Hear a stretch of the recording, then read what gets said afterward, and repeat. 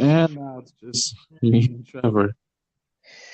Okay, I can hear you, and now we're just waiting for Abdul. Yeah, the last two times it was just me and him. Okay. Abdul. Okay, we straight. Okay, Josh, can you hear me? Can Yeah, y'all I hear can hear me? you. Yeah, I Okay, can hear Abdul. both of you.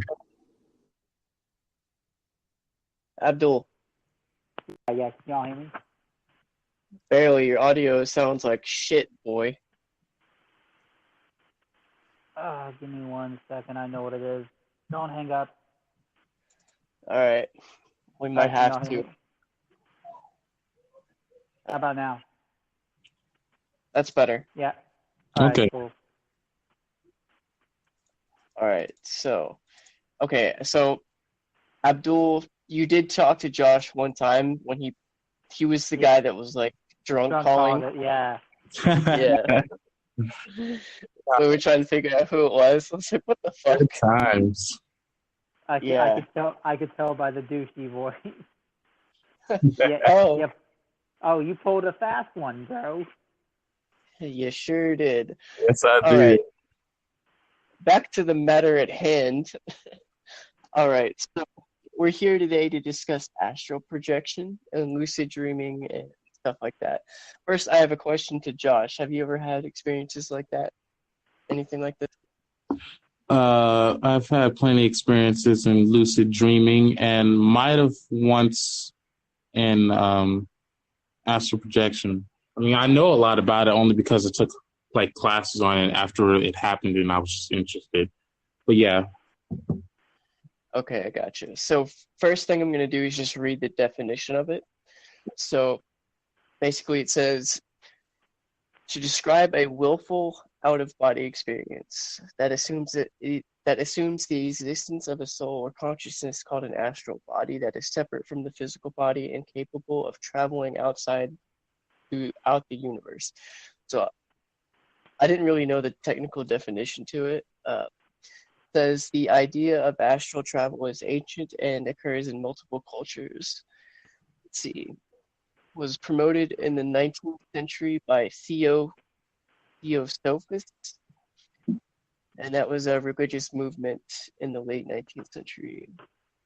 Have y'all heard of Theosophists? I I have. have not. No? Josh has. I haven't heard of them until now. Sometimes reported and associated with dreams and forms of meditation. Some individuals have reported perceptions similar to descriptions of astral projection that were induced through various hallucinogenic and hypnotic means. So I guess like acid, basically. People thought they were doing it through acid, which I guess that makes sense. Take enough acid, I think you'll go to fucking Mars, I guess. Gnarly time. Yeah. Okay. So there is no scientific evidence that there is consciousness or soul which is separate from normal neural activity. So basically, there's no fucking proof that it exists other than what someone believes. So basically, that's the definition: a willful out of body experience. And the first time I ever seen this was through Insidious, that movie. You know what I'm talking about? Yeah. No, I hadn't seen that. Okay. Well, basically, in the movie, I forgot what exactly happens. Like, does the boy do it? Yeah. In the movie, the boy does it, and the way it works is he does it by accident, I suppose. He does it in his sleep, which what was that? Oh no, That was it's just my nephew. Okay, but yeah, he does it in his sleep quite often, and he ends up like going to like he travels too far to where like demons know where he is, and they try to take over his body and stuff like that. And I'd like to point out in the movies, they just make that to where to make it more interesting. There has been no reports of anyone being possessed or like feeling they've been possessed or like any like demonic presence while they were astral projecting. So obviously the movie just made that up to make it more interesting. so okay. So first off, I'll just ask you each individually, like, Josh, do you believe in it necessarily? Like, do you believe that people can do it or want to do it? Sure. Yeah. There's plenty of reasons on why it can happen and why it probably is very plausible. Okay. Yeah, I mean, I agree. Like, I mean, I don't know though. Like, I've been very skeptical on like, I mean, you both know I'm very skeptical on anything religious, spiritual stuff like this. Uh, but like when you experience it, it's different. I don't know if I have experience, but we'll get to that later. So, um, I guess the question I have for Abdul is, uh, do you think what do you think like the benefits are to it? Like, what do you think you could accomplish through doing it? Well, I feel like well, first of all, anything through practice, anything that takes time to really know how to do, which some people can pick up on it faster, some people, need some time. But, the main benefit is patience. People who want to do it, but have a hard time doing it, like I used to want to do. Obviously, I'll never be able to benefit from that, but patience is one thing. Another thing is I believe that when you do it, you become more enlightened, more sharp. It's really, to me, I like to view it as more of a mind thing more than a spiritual thing. Like they're both connected, but it's more of a mental thing. So Yeah, I believe with sharpness, enlightenment, and patience, that's what comes with it, and those are the benefits you can have from it. I guess benefits was a bad word because I don't know if there's like, well, I guess now that you say like being more clear of mind, I guess that's a benefit. But yeah, um, so so me and Abdul were talking earlier, and he said he did have like a experience that traumatized him. So um, why, why don't you go ahead and tell us about that? Because I am interested to hear about that, and I'll go Yeah, to Josh next, and then I'll tell mine, and we can go discuss that. So go ahead, Abdul. yeah, this is very fucked up. I remember around, I remember exactly what happened. Like Trevor, you remember how my bed was to the side where it was facing the door? Yeah. Okay, one day I supposedly woke up, and on this day I do remember my door being open, and I know for a fact that no one else was in the house. So Mhm. I woke up one day at around 7 something. It was like before 7:10, 7 something a.m., and I couldn't move at all. And I've heard of like sleep paralysis where first of all, I always thought that when they say you can't move, it's like you would like struggle to move. For me, the experience I had was I was like afraid. Yeah, like I fear. yeah, I was so scared to move. Like literally, like how if you okay, it's like a big jump. If I want to move, like I would not be comfortable. Like I can't. Okay, I say I want to get from point A to point E. There's no B, C, D. It's straight from A to E. If that makes sense. Like I have to like literally like prepare myself to move, and I was so afraid that I couldn't. Could And you just when open I your thought eyes at all? my eyes were wide open, yes, I was wide awake. My eyes were open, and I just couldn't move. Like I couldn't tilt. I couldn't even move my head. Like my head was still. The only thing I remember is I was looking straight at the clock. And to make matters worse was I started hearing a witch crackle. And I don't know if you've heard what a witch crackle sounds like, but it is by far the scariest thing you'll ever hear, especially when I you're don't think I alone. have. Yeah, I don't think I It's have. it's okay. Imagine a witch laughing like menacingly, like I'm gonna imitate it, but don't laugh. It was like like like that, but like it was so loud. It was so loud, and like how when you have like wooden floors, you can feel footsteps if you have stairs. Yeah. I felt that while I was laying down on my bed, and that's like literally I felt like someone was coming up the stairs while laughing, and the laughing kept getting louder and louder, and my door was wide open. At this point, I was able to move my head, but not that much, but I was able to move it to where I can see who's going to come through the door. And as I saw a witch's head peep through my door, like peep through the side. I was, at that point, I thought I was going to die. I had, like, literally, I have never been so afraid in my life. Like, it was so horrible. And then somehow I got the courage to move, and I jolted my body to the left, and all of it stopped. By the time I was able to move, I looked up, and the witch was gone. And I looked at the clock, only like 2 minutes passed. That's So weird you wide say awake. that. I'll tell you something about that later. Like that, but it's funny you say that. Keep going. Yeah, like I was just gonna say that I was wide awake throughout the whole thing. Like I realize that sleep paralysis is just when you're it doesn't scare me that much anymore. It's still traumatizing, but basically what happened was I woke up at the wrong time.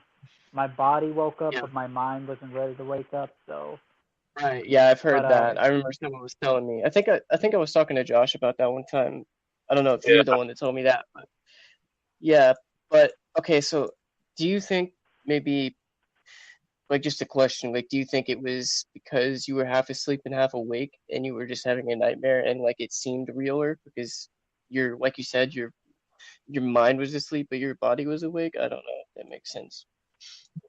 oh yeah, no, that makes perfect sense. I do feel like that. I feel like the mind and body aren't always perfect with each other, like, which is why occurrences like these by accident, I like to assume are kind of rare. When you do them on purpose, that's one thing, but like for the body and mind to mess up on its own, yeah, I feel like it was one of those things where you just accidentally woke up faster than what you were supposed to do, and your mind just couldn't catch up. Yeah, because I mean that's fucking scary. Like honestly, I'd be freaked the fuck out. Yeah, I know. Would you believe me if I told you that after that I just carried on with my porn? Yeah, actually I would believe you because I know you.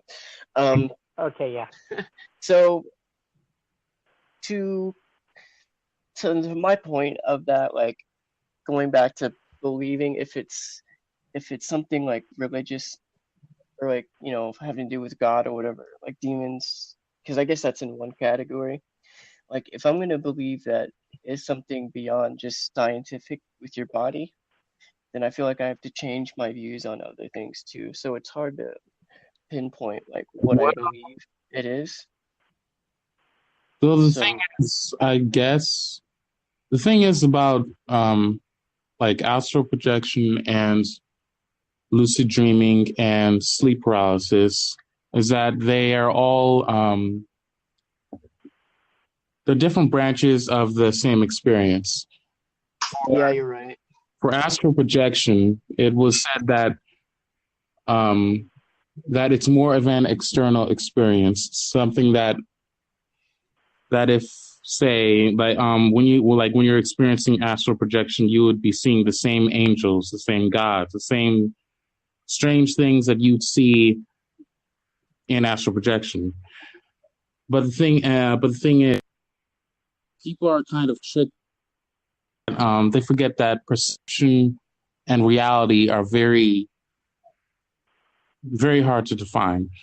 When lucid dreaming is an internal condition. Yeah, right. Yeah, when you're lucid dreaming, you could dream about being in your room, like you'll see every detail of your bedroom, everything. But then all of a sudden, you think about Abdul's bedroom, and then suddenly you're there. Are you Right, exactly. are you being in an astral projection, or are you just lucid dreaming? It all just matters about your perspective. And then there's sleep paralysis, which is kind of like a mix of the two. Everyone who experiences lucid dreaming or astral projection would all say the same thing, that they feel like they were somewhat out of their body and that they had a sort of sense that that their body couldn't move. When you're experiencing sleep paralysis, you're a lot 10 times more aware that your body can't move because you're still in your body, slightly, in a way. At least that's the consensus. And that the things that you might see, like demons or angels or whatever, the things that you expect to see are the things that you will most likely see, especially things that are like your most deep-rooted fears that your conscious mind would never expect, but your unconscious mind would bring up out of nowhere. Yeah, that is true. Like, I mean, especially you saying like whatever you think it's gonna, even if you're not awake and you're not thinking about what it is, like your subconscious, like what you really feel like it might be is what you're gonna see. Is that what you mean? Like, if you think it's gonna be a fucking demon, then it'll seem like a demon to you. Or if it seems like I don't know, a clown, then it'll seem like a clown to you. I guess that makes sense what you're saying. I get it. Yeah. Yeah. Yeah, because in all honesty, when I heard that witch crackle, it might have not been a witch crackle, but when I heard it, I affiliated with a witch, And then and that's then at the end, yeah, and it was one ugly bitch. I'm gonna tell you that right now. Right. uh, Damn. You made a really good point right there. Like, I didn't really think about that, but it is true. Like, dang, I forgot my question. That caught me off guard. I'm sorry. I believe your question was if you can affiliate it with anything spiritual. No, okay, so yeah, so I think we can all agree, like, going back to what Josh said, like, lucid dream, uh, fear paralysis, sleep paralysis, and astral projection. They're all in their own, different segment. But like for lucid dreaming, I feel like you can always remember what it was. Like every single lucid dream you've had, you could remember. Can Oh, y'all? yeah. Yeah. Oh yeah, when you realize you're lucid dreaming, you tend to, I believe like 90% of people tend to make that a fun experience. Yeah. So of course it's gonna be hard not to remember it. It's like astral projection and being really, really high is like really almost the same thing. Because when you come down from your high, you don't really remember all the stuff that you did. And a lot of people that get like really high on like acid or whatever, they'll sometimes say they have no idea what they were tripping out over, and that they vaguely remember seeing some crazy, crazy stuff, and that they know that they saw it and that it felt real, but they just don't remember it. But when it comes to like lucid dreaming, it's a lot more flexible and a lot more adventurous because you're still in your own mind. It's more of, like I said, it was more of an internal experience. That's true. Yeah. So. Okay, so the reason I kind of had the idea to make this instead of like doing the album, which we were going to do originally, is because I don't know. I told Abdul this. I hadn't told you this, Josh, but like the past couple nights, like the first night I had some weird feeling was like, it's basically just like sleep paralysis, like you wake up and your body's tingly. Does that happen, y'all? Like you feel like not shocking, like your body's not being shocked, but it's just like you sat on your arm. Yeah, there have been many reports on feeling of tingliness or something of that nature. At least that's what I read about when I did like that one essay one time. But yeah. So yeah, like, did it feel like you were literally like on the brink of leaving your body? Is that what it felt like? Yeah, it's like the first night. I forgot what the dream was, but it's always right in a dream, like right before, and it was like, okay, so I do fear, like, even though I'm not like religious or spiritual, I still in the back of my mind, like I fear demons and shit like that because I was brought up on that. And like, and I was told like even if you're like thinking of them or like, watching something about it, if you're just thinking about them, that'll like attract them to you. So I don't know. The more scared I get in a dream, the more I think about that shit subconsciously. So in a dream, I'm always thinking, oh shit, it's a demon, whatever. So I always feel like real tingly and then wake up and then I'm scared to move, but I always turn my phone on. or turn the TV on. So that was the first night. And then I think this was 3 nights ago. I had this dream. Like, I remember it, like details of a certain part. And like the certain part I remember was there was this 90-year-old guy, and he was saying like he was saying he was born again like 20 years ago, and like in like his 40s or something like that. I know that math doesn't add up, but something like that. Like he said, the reason he's alive is because he was born again in an old body, if that makes sense. And there were two guys.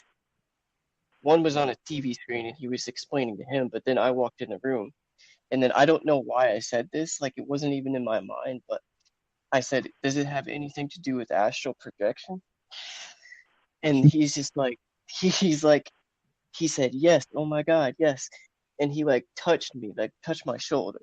And I just remember feeling like, felt like I was being sucked out of the dream, like out of my body. Like, if you're falling, like that falling feeling almost, except it was inverted. You know what I mean? Like, and then, I don't know who said this earlier, but I think it was Abdul, like, a minute seemed like an hour. Like it felt like I was only being sucked and pulled for like, that's what she said. No, but like sucked and pulled out of my body for like an hour, but it was only like 1 minute in the dream because I went straight back to the dream, and it was just so fucking weird. Like I felt like I could see myself. I don't know. Maybe I'm just tripping. Maybe because I knew what I looked like sleeping in bed, but it looked like that, and it just felt like I was just for a split second, just like out of my body. Like I don't know, because I woke up, my whole fucking body was tingling, and it felt like I was being like pulled to the right. And I know it might not seem like it makes sense, but it was just the weirdest feeling I've ever felt. And it wasn't sleep paralysis. It wasn't anything else. It wasn't lucid. It was almost a lucid dream, though. But I mean, I just thought that was really weird. I mean, And it's not hard to believe. I looked up experiences on the astral projection, and they're all kind of saying the same thing. Like I got to the vibrate. I'm looking at one right now. Like he said, I got to the vibrational stage and calm myself by breathing. I was able to stabilize. My heart felt like it was going to explode, like a rapid heartbeat, and then started trying to roll away from my body, which I guess that's what I mean when I said it's like you're being pulled like to the right, like it was trying to roll or something. And then like for the split second, I looked back and like thought I saw my body lying there. It's kind of how I felt too. So, but then I woke up and it was like still tingly, but then I was scared. Like I was not because I was having sleep paralysis, but because I was scared of what just happened. And I wasn't sure because I never felt anything like that.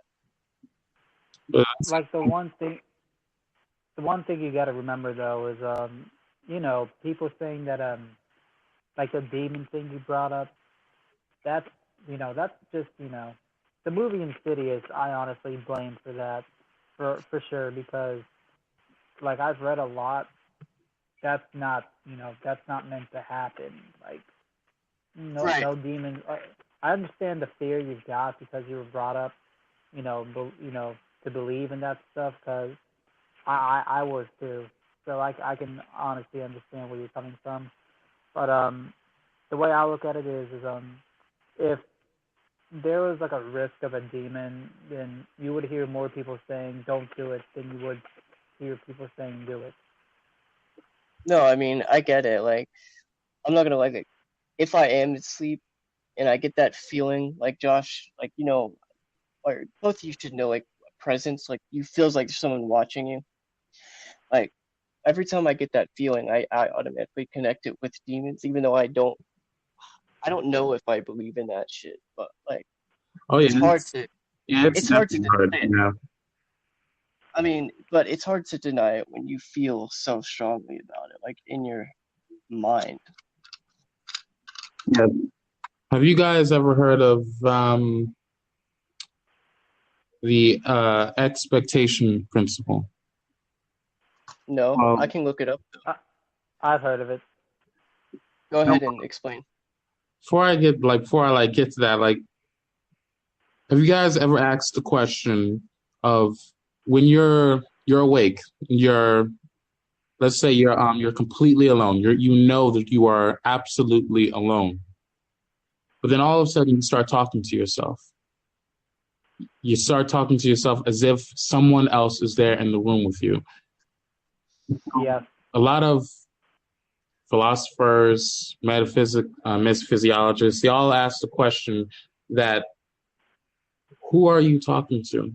Because in the back of your mind, you feel as if you are talking to someone, and that there are moments where you feel completely weird that you're talking to yourself, but then sometimes you feel completely comfortable with it because you feel like someone is listening to what you're saying.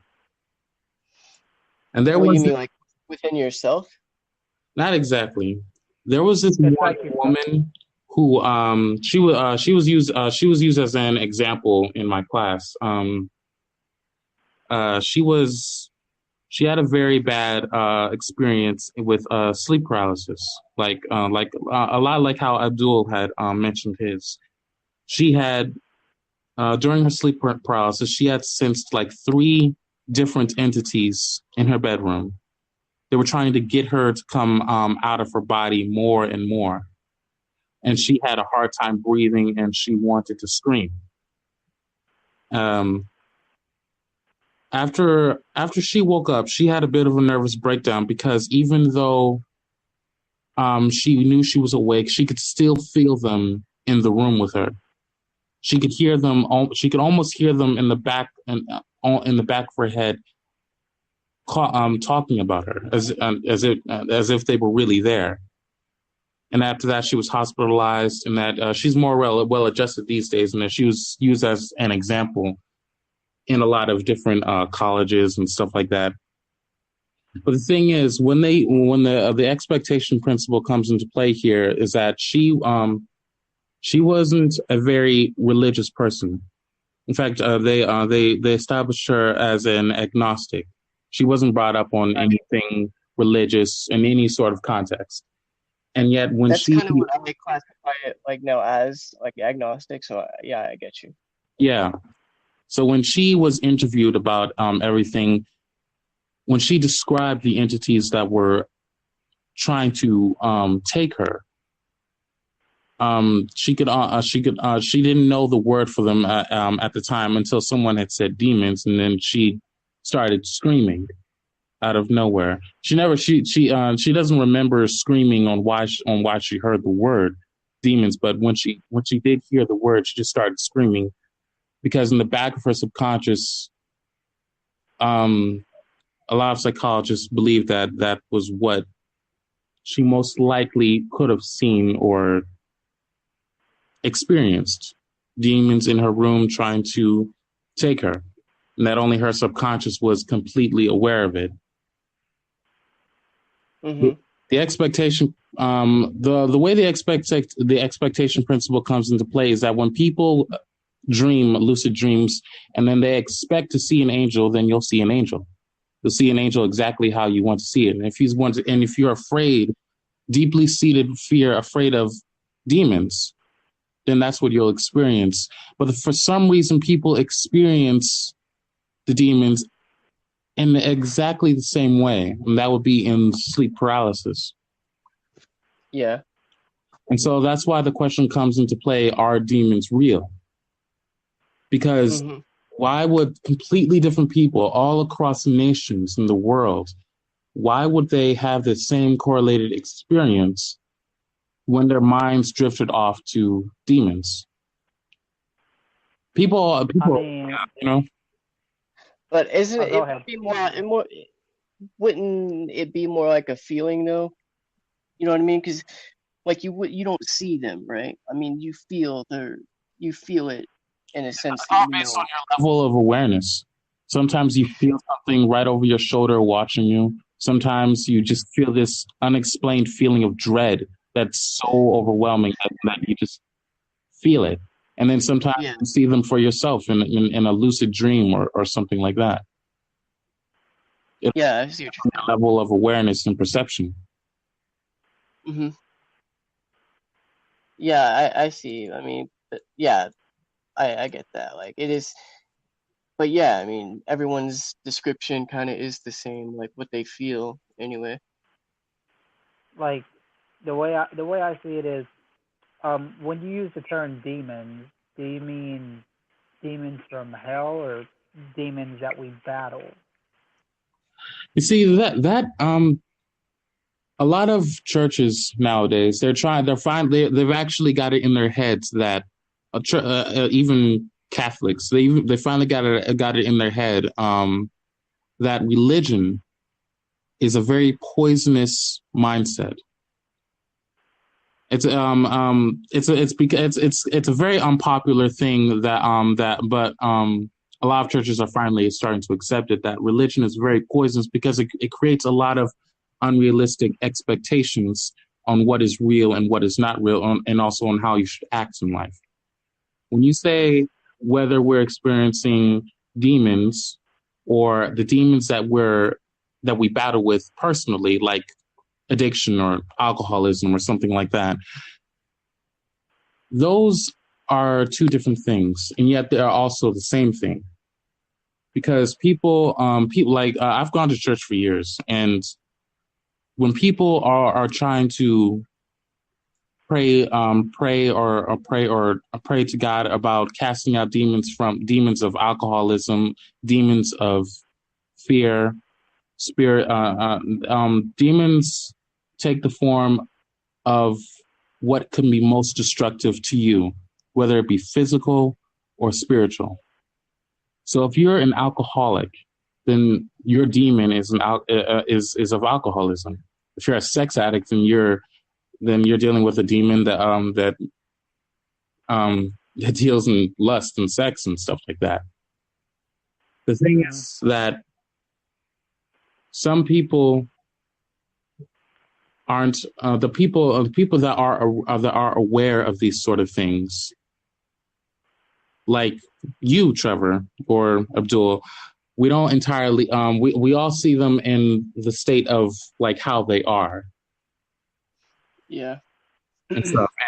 And the state of how they are isn't exactly the same as how we would see them, like while we're awake, while we're up and about, while we're conscious, while you're conscious, while you're I keep saying that word wrong. Conscious. The concept of demons seems silly because you're in your physical self. You're not thinking of demons. You're thinking about football. You think about video games.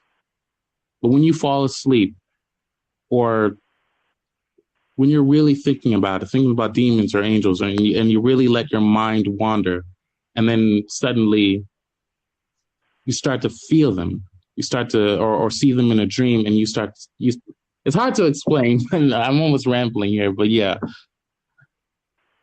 No, yeah, I get what you're saying. Like, I mean, the more you think about it, the more you're gonna be like, oh, you're more paranoid. I don't know if paranoid's the right word, but more like you can say paranoid. People think that paranoia is a condition where everything that you're thinking is an unrealistic expectation of what will not happen or what will happen. But paranoia is just a branch of fear, and fear at one point, it can be a big illusion. But on the other side, it can make the most logical in the world. It can be the most real thing that your mind is trying to tell you is real. That's why, Trevor, when you say that you don't believe in a bunch of, like religions and like God and everything, and yet you somehow sometimes still feel that dread of demons, and you feel that it's so real. A lot of people like yourself feel that fear, and a lot of us try to say that it isn't real. That's just paranoia. That the fear is just trying to, mess you up. But at the same time, it could just be your subconscious warning you of that there is something evil near you. Could be. But what were you about to say? I was just gonna point out, but how would you know though? Like say tomorrow I decide to be a born again Christian, right? And it's because in the back of my mind, I'm pretty sure, Trevor, you've experienced this too. Since you've got a fear of demons. First of all, I'm gonna go on a bracket and say, if a demon popped up from the ground with horns and flames, I think anyone would be terrified, whether you believe in religion or not. Right. Just, and in the back of our minds, I like to think, because I think like this sometimes, like, I've got a what if, like, what if God does exist and me not believing that he exists is gonna send me to hell, where I'm gonna see nothing but demons, and it's that fear that makes me want to convert. Now, is that now, would anyone consider that paranoia? What do you mean, like you actually like see it like firsthand, and then you want to convert? Like, would that be what? Not see it firsthand, but like you just keep asking yourself, like, what if, like, this is true? Like, if I don't believe in God, that's what I'll see. Because again, we're all scared of demons. Like, we may not believe they exist, but at the same time, we can't help but think, because we think a lot. Someone once said that the biggest, greatest trick that was ever played on humanity, if it were played on humanity by demons, was that they convinced us that they don't exist. That was when I heard that really got me into thinking that maybe so, because the way I was brought up and taught and everything, when God shows you that he's real, or that when you find it out for yourself, then you have the responsibility in yourself, because like, there is a responsibility that comes with belief. When you know that something is there now, you have a responsibility to either respond to it or not. The thing is with demons is that they don't want you to. So one of the biggest tricks played on humanity was that demons wouldn't make you think that they aren't real. Because the more you don't believe that they aren't, the worse off you are. You have to think about what is the downside to believing in angels or God anyway. The downside is that you don't get to do a lot of stuff. It's not all that fun. It's not all that fun and stuff and everything. But then you have to think, you're going to die anyway. Everyone's going to die. And like, I've always found it funny that, like, there are so many different people in the world, so many different personalities, and they're all different. And I cannot imagine that a single one of them just disappearing because of death. It doesn't make any sense to me. I mean, Trevor, you're like one of the most interesting people I've ever known. To think that you could just disappear and not be there anymore, like as if you had as much substance to this world as smoke, doesn't make any sense to me. I mean, I don't know if when we die, we just like disappear. I kind of feel like, okay, so the human body is made up of elements and, stuff like that. But if there wasn't something that made us different inside, whether it's a soul or like energy or spirit, then we would all be the same, right? So we're different in that way. So. Huh? Oh, no, I was just going to say I agree with you. No, so yeah, I mean, so whatever it is, say it's our soul, just for the sake of it. Like, where does it go? Obviously, it goes somewhere, because you can't create or destroy matter, and that would be matter, right? So, thing is, what's also really cool, what you just said, is that the human body is made up of materials from the earth, and that scientists have actually, how scientists like in Full Metal Alchemist. Remember on the episode? I knew you were going to bring that up, by the way. Where they brought up every single component you can make to make a human being, and that all that they required was a soul. Yeah. Like in the Bible and like Genesis and everything, it said that God created, had gathered all the things, all the things that are of the earth to mold the body, and then he breathed life, as in the soul, into a human being. So what scientists have proven real, so what scientists have proven as fact, that we do indeed come from the earth, that's what we're made of, and that what the Bible says also, paralleling what they said, it does make you think. Yeah. Now what you said about the soul, about where it goes, and that if it has as much substance as like matter and everything, the answer to that is yes, because did you know that there was this experiment done where people were put into two different groups, and they were each given a glass of water.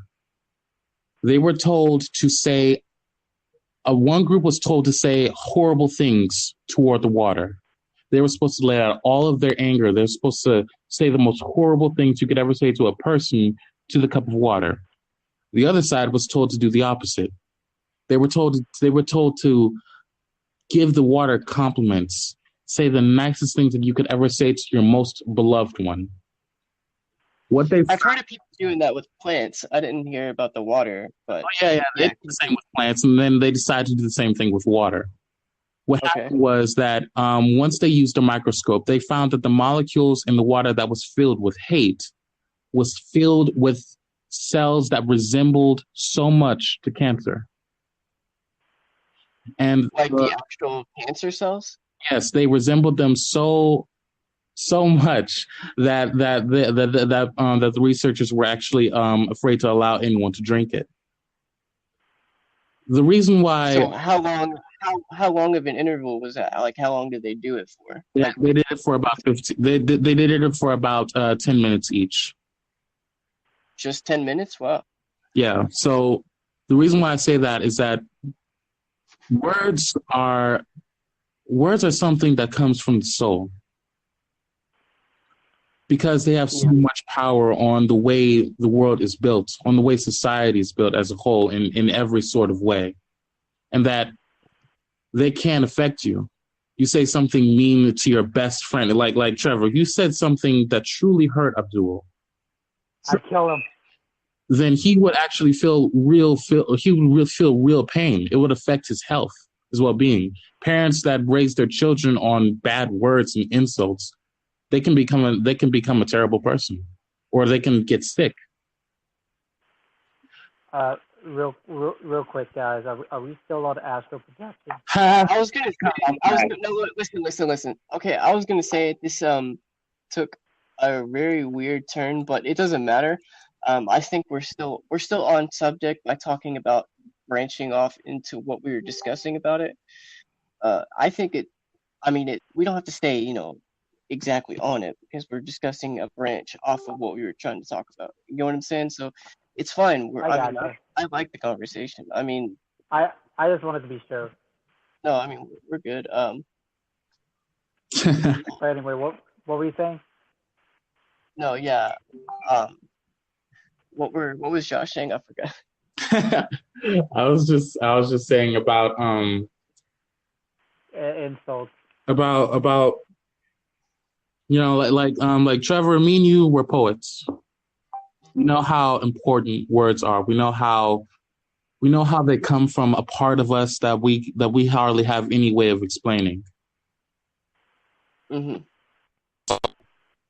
I am 100% convinced that words and the way we string them around into the most beautiful things or into the most horrendous and terrible things, they come from the soul. And that's just one of many reasons why the soul is real, and why not astral projection? Mm-hmm. What if like someone says the worst things imaginable, but they didn't mean it? Did you ever see a movie? I forgot the name of it. I know my mother does, but I think it was called The Color Blind. But the way it goes is that there was this mother. She was white, but she had a black child, even though both of the parents were white and everything. And this was done in like the 1950s. So you know how messed up that time was for people of mixed races and stuff.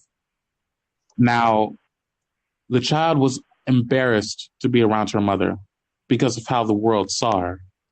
One day, she said to her mother that she hated her and that she never wanted to see her again. And the girl was only 16, but what she said, it killed her mother. She came home from school and her mother was dead in her car from a heart attack. Her mother was truly heartbroken just from the words that came from her daughter's mouth. And this was a true story too. And I was gonna say, I did hear about something like that. I just didn't know if it was true or not. Oh yeah, it's a true story, and they just turned it into a movie. I have to look that up.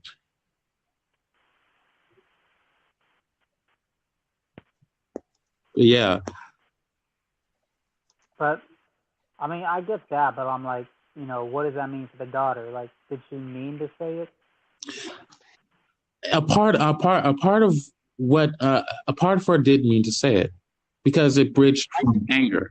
There's a piece of her that really truly hated her mother, but then that's only a piece of you. It's not the whole of you. Anger and hate can fade away, and then you're left with just yourself. The words that came out of her were poisonous. I'm sorry, what? No, I was gonna say, I think it's two parts of what Abdul just said. If someone didn't mean it, like you said, if there's a part of you that does mean what you say, you don't just say shit just for whatever, unless you're just joking. But if you're I'm sorry. If you're mad at someone, you could not mean it, but you still mean a part of it. It came from somewhere. So the fact that factors into it. Like you said it, you meant it a little bit, even if you didn't. And on the other side, the person receiving it, if you love that person so much, and they said something like that, then I believe it could kill someone. You know what I mean? There's two factors of it, depending on how the person takes it and how the person says it. I mean that's why there's that saying, be careful what you say. Your words, right. like one of the biggest things that I've ever known, from one of the biggest things that my mother has always told me for years was that words have power. They really do. Whether even if you don't mean what you say to someone, even if you don't have the emotion of hate behind your words, the word itself can still have power. The word itself can still affect someone. I can go to a bar and try to pick up a girl, and I can make her believe that I really care about what she's thinking, about how she's dressed. But I don't have to. I can still pick her up. We can still go out on dates, and I don't have to care not one whit about who she is. I can tell her she's beautiful, but really I could say, but really I'm feeling that she's just black. And then and then one day I'll tell her that she's absolutely ugly when I think that she's beautiful. How will she react how will she feel after she hears that? Will she feel terrible about herself? Maybe. Well, it depends on her, on how she is, but it can still affect her in some way. I get you. Yeah, whether you mean what you say or not, words can still have power in them. They can have more power when you really mean it. Okay, so we have about 10 minutes left before the hour mark, and that's kind of where I want to keep the podcast episode. So, I think we can. So, factoring in all what we just talked about, from projection to demons to whether your words mean something, I do believe it all connects, right? I mean, but it's in one person's mind, it could go off into different branches, because what we just talked about right now, that's our view on it. Like you said, there are so many different people in the world that have different views. Like, who's to say, like, someone somewhere, or maybe us one day believes that astral projection and like demons or whatever have nothing to do with what the God that we're taught to believe in, but in something completely different. Like, it might not be a demon, it might be some other thing our brain can't even process. You feel me? Yeah. Uh, yeah, so I guess what you're saying is they're all connected by perception. Perception, yeah, that's exactly like it goes back to how open you are to the universe, or like how awake you are, I guess, and how you observe things. Because, I mean, like we were talking about, if you think it's a demon, it's going to appear as a demon, or a witch, it's going to appear as a witch, or clowns, or whatever. Yeah.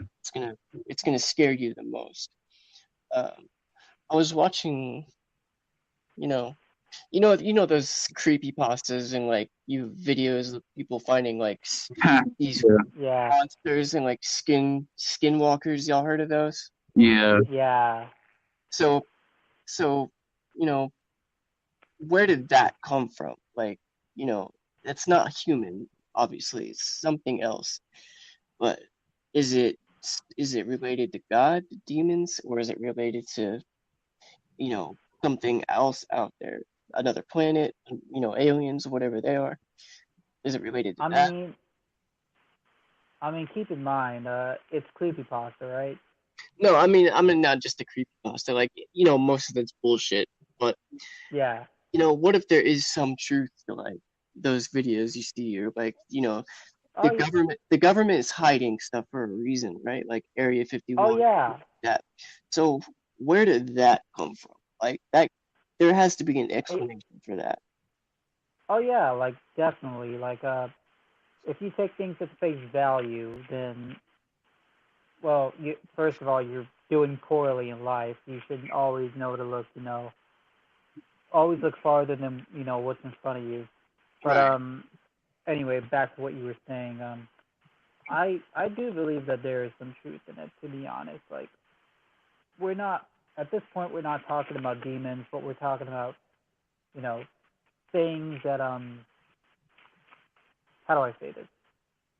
Um, okay, like we haven't truly explored the world all the way. Like we've not even the ocean. What we got like 20% of the ocean down, and we still don't know what's under the 80%. I like to think that there are places and there are things that you know a lot of people haven't seen, like aliens, creepy shit like that, like crawlers and shit like that. You know, Yeah. so I mean, it wouldn't if some creepypasta stories were based off of that, but like twisted a little bit. I honestly would buy it. Like it's logical to me knowing that until like everyone in the universe can all agree that all this is bullshit, then obviously there are still questions that need to be asked. But to shorten it up, yeah, I believe in those things. And that's another thing. Like, do y'all agree with me when I say like that Earth isn't the only form of life in the universe? Oh hell yeah. I wouldn't be Josh, surprised. so so if they have their own, let's just say, planet Earth, and they have relatively the same thinking process we do, what do they believe in? Do they believe in a God, or I mean, do they have sleep paralysis, astral projection? Do they know how to control it more? Do they know more about it? Like, you know what I'm saying? Well, Like, I guess that you can ask that question about like it's like this like across every single civilization, even the ones that were like just discovered. Like there was this one civilization in the Amazon that they found out about an entirely another race of people. Now, throughout every single culture, why does every single one of them have some belief system in a higher existence, whether it be gods, angels, whatever. Why do they do that? One of the answers to that existence in a higher thing stems from ignorance, but not in the way most people assume. The way it is that Einstein once said that the way we see the world is like knowledge is like a candle in the dark. The bigger the light, the more knowledge we have. But there will always be darkness surrounding that light. And that darkness is what we don't know. No matter how bright the light, no matter how bright it is, no matter how much knowledge we consume, there will always be a circumference of darkness that surrounds it. And you always have to ask what is in what we do not know. So that's what a lot of people don't come to actually think about, is that we will never know everything there is to know about the universe, ever. Right. And so the things that are unknowable, it could be God, it could be demons, and they could all be 100% true, because there is no entire way to actually prove that they exist.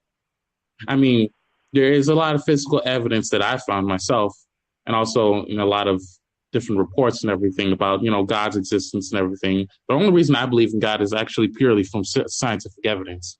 But yeah, if you said that they're like aliens on a different planet and they could have their own belief system, that could be 100% true, because it's outside of our realm of knowledge. It's outside of what we know. It's in that darkness of what is unknowable. And what Right. So absolutely possible. Right, I agree. So a question: do y'all think that when you die, you figure you find the answers? I wouldn't. I don't know if I even believe that, because you got to think about it. If that were true, then we would have been alive before, and we would know what. I don't know, man. We would know kind of the answers, but if we die, it would still be our soul, but just we wouldn't remember anything. Say we've lived another life or something on a different universe, another planet. We've had our own other belief systems, and we said the same thing there. If we die, do you think we'll find out the answers to life or whatever in death? So if that were, then we would remember that, right? I mean, I don't know. Well, the way I would see it is actually this is one of the best times to bring up, religion again. In the story Adam and Eve, I'm pretty sure you know about it. The serpent, Satan, comes up to Eve and tries to get her to bite the forbidden fruit. And basically, his argument was, if you eat the fruit, you'll become like God because you'll gain knowledge of everything. Yeah. But God told her, if you eat the fruit, you're going to die. So at the end, she ate the fruit, gave the fruit to Adam. Did they know everything? They did not. Well, actually, I take that back. They got, I'm pretty sure they did. For example, they found out they were naked, and they found out that was, wrong, so they covered themselves. But in the end, they ended up dying, so I guess you could say yes, but you wouldn't really benefit from it much after you die. Yeah, I mean, I agree with that. But I never really thought about that. When they, so they did learn everything, or is that wrong, Josh? I mean, I don't know. I don't know. All I know is they learned. The knowledge they gained was that when she bit into the apple, and also when they both bit into the apple, they gained knowledge and awareness of their wrongdoings and of sin in general. They became so aware of it that they looked down at themselves and were completely ashamed when they shouldn't be. A lot of people were saying that they blamed God, why didn't he, wouldn't he have known that they would take the apple anyway, because he would know all things. The thing is that if you know everything, then you know every single possible path that could and would or wouldn't happen. God probably saw that Adam and Eve had two choices. They could either take the apple or not. They chose to, and it led down to everything else that is right now. That was one of the biggest things that that people never really realized about God is that one of the best qualities that He has is that He's given us choice. If we didn't have choice, then we would be like angels, or like like we would have a perfect existence because everything would be planned out for us. And would we really want that? Even if it was a utopia, would you really want to have no free will at all? Or would you want to have the choice to make the biggest mistake of your life?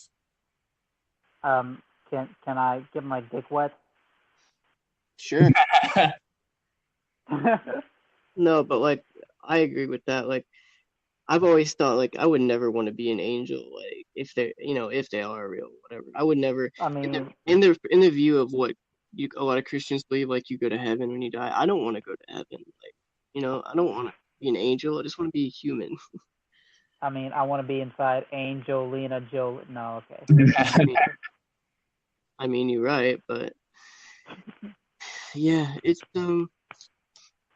crazy. Yeah, I just feel like there's so many other like branches, so, like different conversations and different ways of going about it. But yeah. Yeet. So that's that was a I mean I think we pretty much covered like pretty much. Obviously, we don't know the answers to, like astral projection and like lucid dreaming and all that, but we pretty much got around to our beliefs and views about it, right? Sure. Oh yeah, definitely. Yeah. I mean, I would definitely like to continue this conversation if y'all want to get together like every once in a while and just like discuss like I don't know life stuff like this. I think it would be pretty cool. Oh yeah, definitely. But Saturday though, I would really want to discuss that Kamikaze album. Oh no, yeah, we'll definitely do that for sure. Like yeah. So we're gonna do Kamikaze, which originally this was gonna be an album review by Kamikaze, but I really wanted to do this too. So I like this a lot. Like, Josh brought up some good points. Abdul, you brought up some good points too. I didn't really think about. So it's definitely different. Awesome.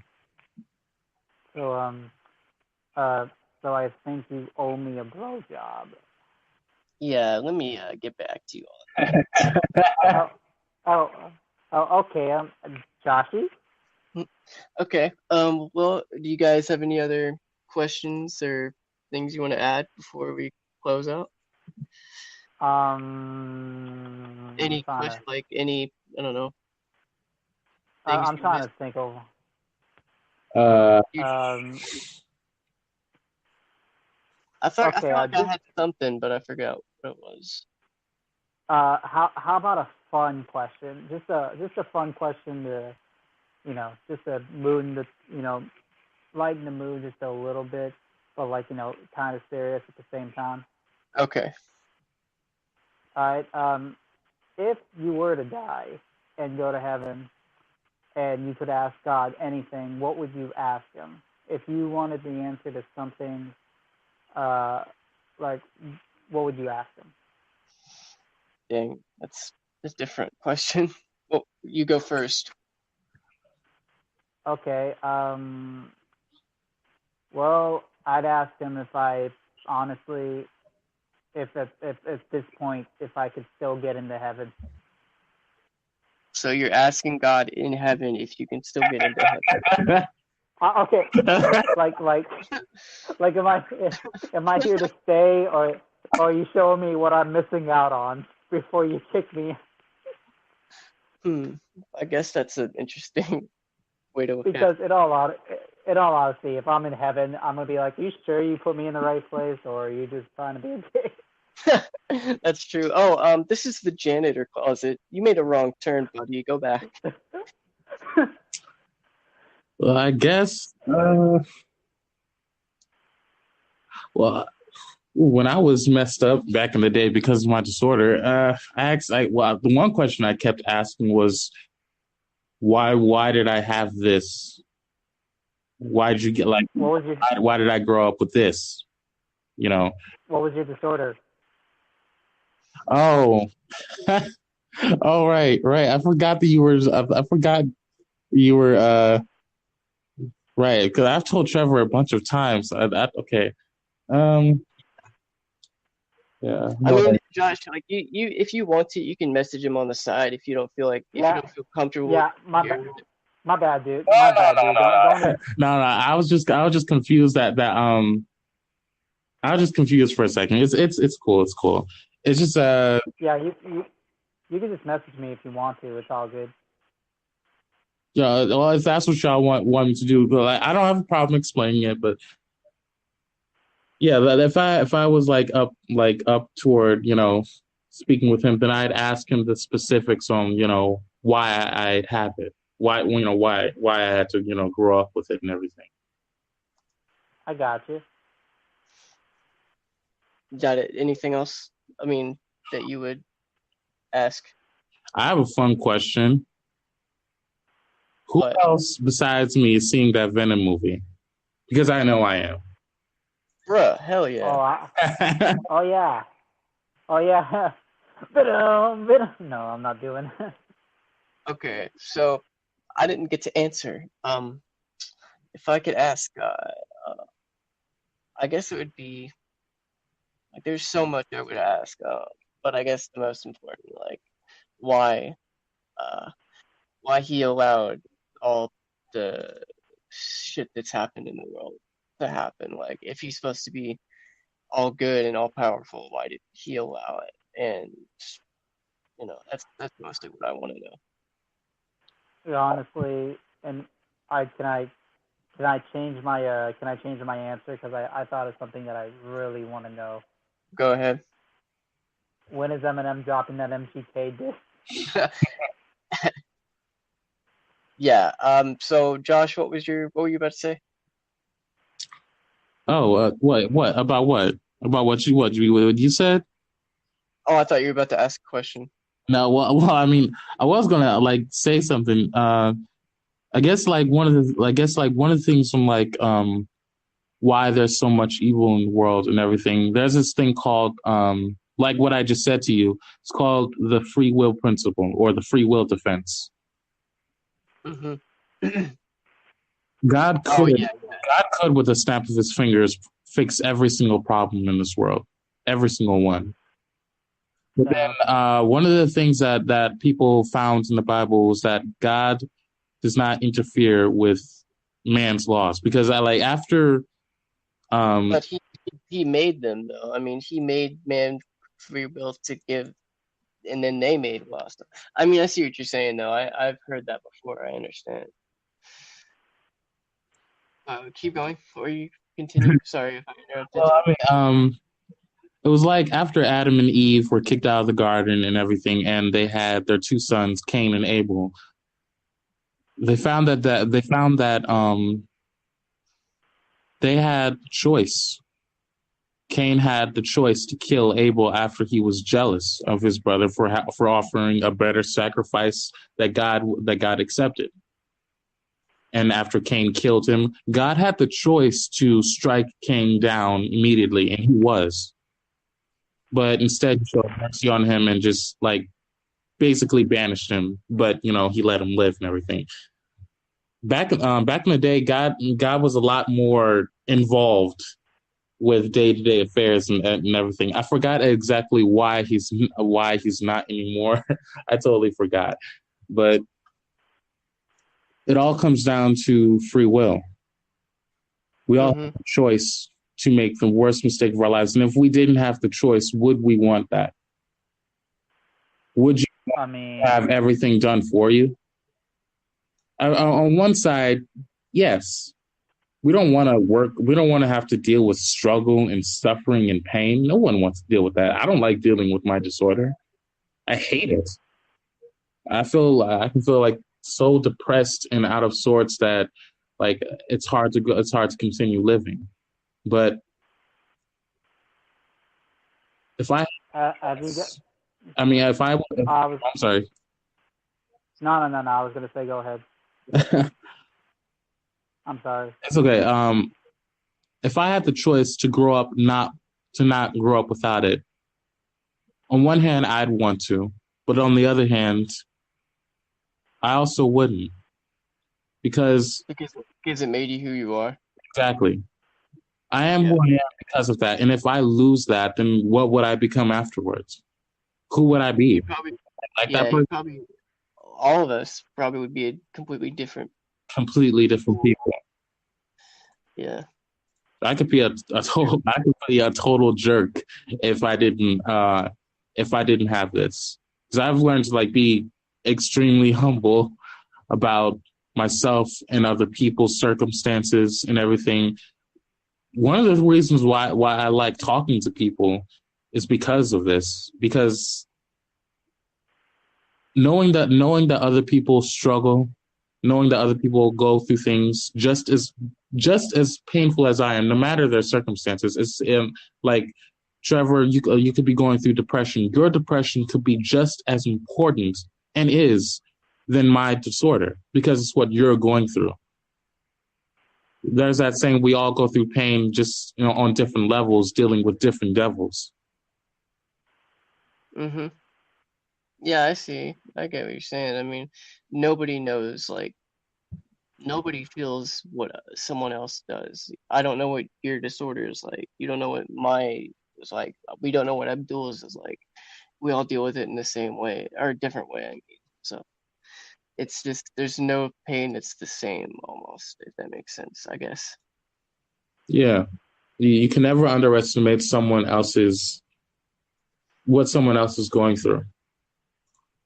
Right. Yeah, I agree. So, dang. Well, that took a turn.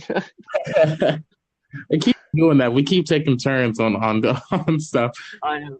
That's why I'm saying, like, we need to do this, like, maybe like once a week, like just have a discussion like this. Yeah. Yeah, Trevor. Never underestimate someone's pain. So I say let's call Will at I knew that was coming. I knew you were gonna say that. Will, you ever seen Hell? Oh, Josh, Will is that's a big other discussion we'll have to talk about. But oh my God! When you go into heaven and you ask God, am I supposed to be up here? Have you ever seen hell? I haven't. All right, guys. On that note, I think we should close out for this time. Yeah. So yeah, we were supposed to close out 13 minutes ago. But yeah, I mean, it was a fun first episode. Josh, Abdul, thanks for doing it with me. Definitely two of my closest friends I can trust. Awesome. So we'll definitely be back with more discussions and more Yeezys. You feel me? I'm getting a little wheezy up in here. Yeah. Oh, also, Abdul is doing like stand-up comedy. And he's doing, like, I was going to ask you, Abdul, if you were still making those videos because they were funny to me, and like I did subscribe to your channel. So yeah. Oh, okay. Abdul's doing that. Go ahead. I was just gonna say I set the videos on private for now because I'm making room for some they're gonna be up again, but I'm just making some room for an animated series that I'm working on. Yeah, I was gonna say he's doing animation now, so eventually I will put the link to your animation videos and your YouTube channel, and then Josh, I will put the link to your poetry in the description too, so anyone listening to this can go watch and read y'all stuff. All right, cool. All right, I just want to say that I'm very proud that none of us use the N-word. I mean, no. I can't say Nintendo. Why can't I say Nintendo? Okay. All right. Well, thanks for being on here. I'll talk to you guys later. And all right, talk to you later. All right. Not a problem, bro. Potato chip. All right, bro, Obama. Deuces. Oh. Bye.